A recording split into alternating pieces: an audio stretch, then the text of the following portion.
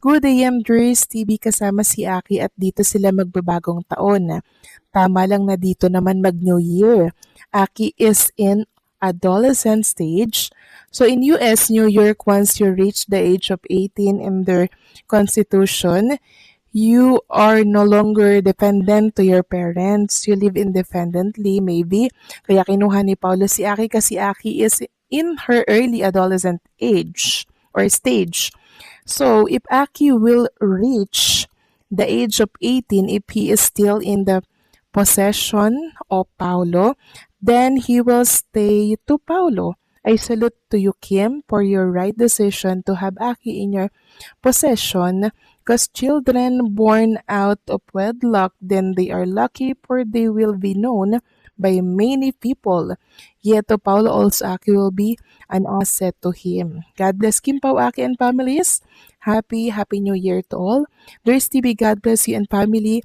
Here we are going again to attend Mass, and Kim Pao will be included again in my prayer petition. Maraming salamat sa komento, Ginang Norma Dayag, sa palagian niyo pong pagpipray, include ng prayer for Kim and kay Paolo Avellino. Isa rin po yan sa dahilan kung bakit lagi pong iniingatan si Kim and Paolo Avellino. And the right decision po, Ginang Norma Dayag, na dito magbakasyon si Aki. So maraming salamat po sa info, Ginang Norma Dayag. God bless po and mabuhay kayo. So ito na nga, pag-usapan na natin mga kakimpaw ang mga topic na nakalap natin sa araw na to ng linggo. So, what trending in the Philippines po ang hashtag We Miss You Kimpaw.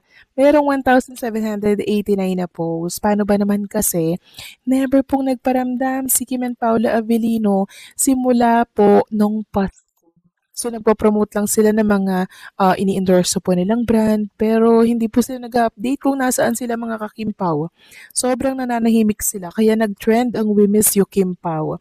Binulabog or kinalampag nila si Kim and Paula Avellino na, uy, magparamdam naman kayo, namimiss na namin ang inyong mga updates. So, siguro, sa mga susunod po na oras, magpaparamdam na yan kasi nag-trend ang We Miss You, Kim Pao. So medyo nakakalungkot at nakakapanibago kasi mga ka-Kim Pao.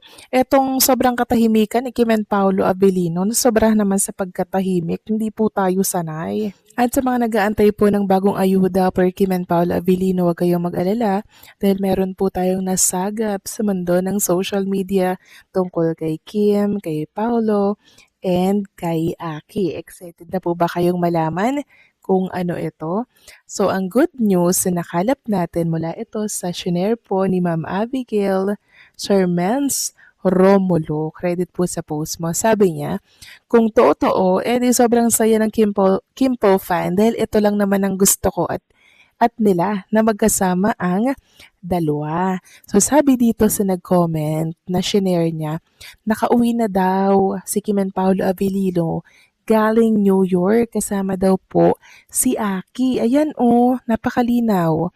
Sinalubong sila ni Twinkle at husband sa airport. Sa bahay ni Kim sila magse-celebrate ng New Year. Kung maniniwala kayo, thank you. Kung hindi naman kayo maniniwala, no problem. Huwag lang sanang magsalita ng masama. So, ang maniwala, di maniwala. Ang ayaw, di naman po pinipilit. Yan po yung gusto sabihin doon. So, kung totoo man nga ito, abay, nakakatuwa.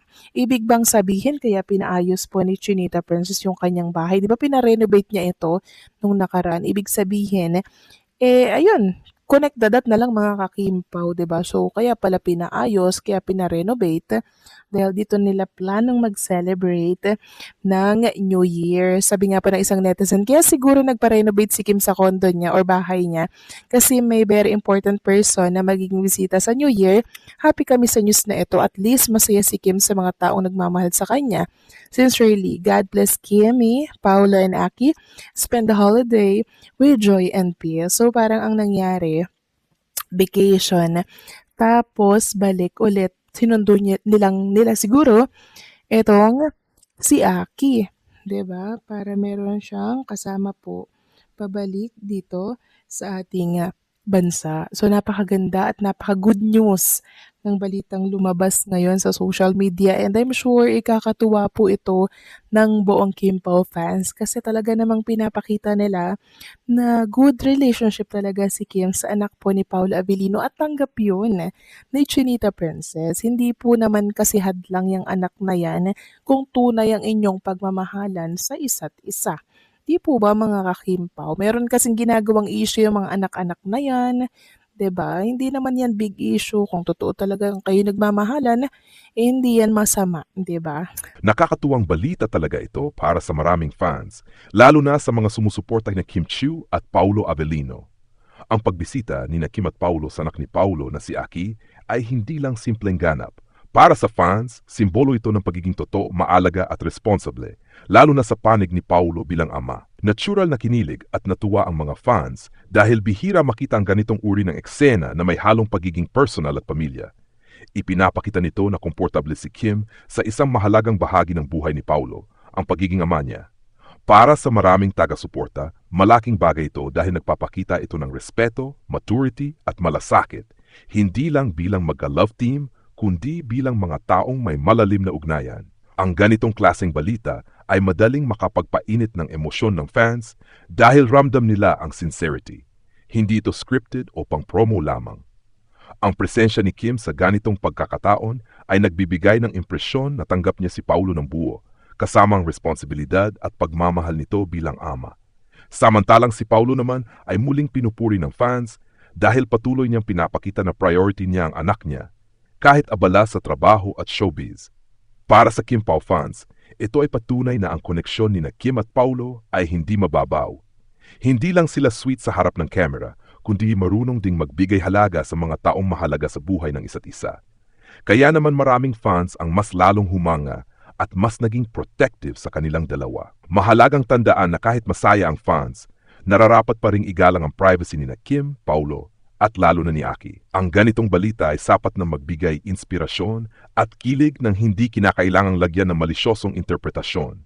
Sa halip, maaari itong magsilbing paalala na ang tunay na pagmamahal, romantiko man o pampamilya, ay makikita sa mga simpleng kilos ng pag-aalaga, pagrespeto at pagiging present. Sa kabuuan, hindi nakapagtaka kung bakit kinilig at natuwa ang mga fans. Isa itong wholesome at positibong balita na nagdulot ng ngiti at saya at lalong nagpatibay sa suporta ng publiko kina Kim Chiu at Paulo Avellino. Para sa akin, napakaganda at very wholesome ng balitang ito. Ang pagbisita ni Kim Chiu at Paulo Avellino sa anak ni Paulo na si Aki ay nagpapakita ng pagiging responsable, totoo at may malasakit lalo na sa panig ni Paulo bilang isang ama. Bilang reaksyon, marami talagang fans ang natuwa dahil bihira makita ang ganitong klaseng eksena. Hindi ito tungkol sa showbiz o proyekto, kundi pamilya at tunay na buhay. Ipinapakita rin nito na may respeto at maturity si Kim sa personal na buhay ni Paulo, lalo na sa pinakamahalagang bahagi nito, ang kanyang anak. Para sa mga fans, malaking bagay ito dahil nakikita nila si Paulo bilang isang hands-on at mapagmahal na ama. Nakikita si Kim bilang maalaga, understanding at may mabuting puso. Mas nagiging solid ang tingin nila sa samahan ng dalawa kahit walang kumpirmasyon ng anuman. Sa kabuuan, positibo ang dating ng balitang ito. Walang kontrobersya, puro saya at good vibes lang. Isa itong paalala ng kasikatan, mas mahalaga pa rin ang pamilya, respeto at pagiging grounded. Ang pagbisita ni Kim Chiu at Paulo Avellino sa anak ni Paulo na si Aki ay isa sa mga balitang madaling tumatak sa puso ng publiko, lalo na sa mga taga-suporta ng Kim Pao. Hindi ito ordinaryong showbiz update. Ito ay isang napaka-personal at makabuluhang pangyayari na nagpapakita ng tunay na kulay ng kanilang pagkatao sa likod ng kamera. Una sa lahat, kapuri-puri si Paulo Avellino bilang ama. Sa kabila ng pagiging abala niya sa industriya, malinaw na hindi niya isinasantabi ang kanyang responsibilidad at pagmamahal sa anak. Sa mata ng fans, ang ganitong klaseng ama ay bihira at kahanga-hanga. Ang simpleng paglalaan ng oras para kay Aki ay patunay na ang pagiging ama ay hindi lamang titulo, kundi isang panghabambuhay na pangako. Pangalawa, ang presensya ni Kim Chiu sa ganitong sitwasyon ay nagdulot ng mas malalim na emosyon sa fans. Ipinapakita nito ang kanyang pagiging maunawain, maalaga, at may respeto sa personal na buhay ni Paulo. Hindi madaling pumasok sa ganitong aspeto ng buhay ng isang tao, kaya para sa maraming fans, malinaw na may tiwala at maturity sa pagitan nila.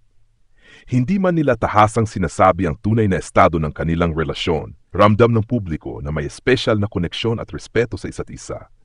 Bukod sa kilig, may halo ring paggalang at paghanga ang naramdaman ng mga fans. Hindi ito yung tipikal na kilig na nakabase lang sa sweet moments, kundi kilig na may kasamang pag-unawa na ang tunay na relasyon, romantiko man o hindi, ay nangangailangan ng pagtanggap sa buong pagkatao ng isang tao, kasama ang kanyang responsibilidad at nakaraan. Gayunpaman, mahalagang bigyang diin na habang masaya ang fans, nararapat pa ring igalang ang privacy ni Aki. Isa siyang bata na hindi bahagi ng showbiz, kaya ang ganitong mga balita ay mas mainam tanggapin bilang inspirasyon at hindi gawing dahilan ng sobrang spekulasyon. Sa kabuuan, ang balitang ito ay napakapositibo at punong-puno ng good vibes. Ipinapakita nito na sina Kim Chiu at Paulo Avellino ay parehong grounded, may mabuting puso at marunong magpahalaga sa pamilya.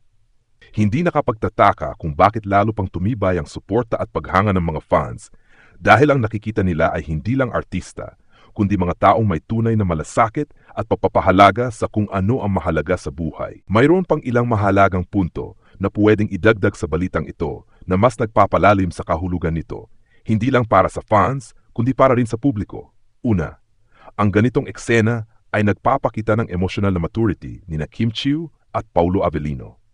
Sa panahon ngayon na madalas ay minamadali o ginagawang sensational ang bawat kilos ng mga artista, ang pagiging mahinahon at natural ng ganitong pagbisita ay indikasyon na pareho silang may malinaw na boundaries at respeto sa isa't isa at lalo na sa pamilya. Pangalawa, positibo rin ang mensaheng na ipapasa nito sa fans at sa mas batang audience. Ipinapakita nito na ang pagiging magulang ay hindi hadlang sa personal na growth o sa pakikipag-ugnayan sa ibang tao. Bagkus ay bahagi ng pagkatao na dapat igalang.